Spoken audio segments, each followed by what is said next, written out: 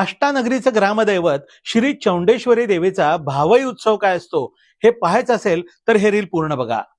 या उत्सवाची परंपरा 1200 वर्ष जुनी आहे। पूजेचा पहिला मान हरिजन कुटुंबांना देणारा हा उत्सव 12 बलुतेदार आणि 18 पगड जातींना एकत्र बांधणारा सामाजिक एकतेचं उदाहरण आहे।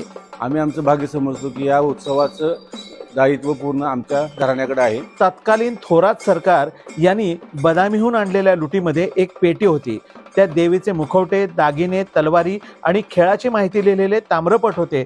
त्यावरून हा खेळ खेळला जातो। तर या खेळामध्ये देवीनं चामुंडा अवतार धारण करून चंडमुंड या राक्षसांसोबत 5 दिवस 5 रात्री जे युद्ध केलं त्या कथेचं पारंपरिक वेशभूषा आणि वाद्यांच्या साथीनं दिवटे आणि पलितांच्या उजेडात सादरीकरण केलं जातं। यात खेळगडी, मानकरी आणि 12 बलुतेदार सहभागी होतात। हा जो उत्सव आहे तो ज्येष्ठ कृष्ण दशमीला सुरू होतो आणि महाराष्ट्रीयन बेंद्रा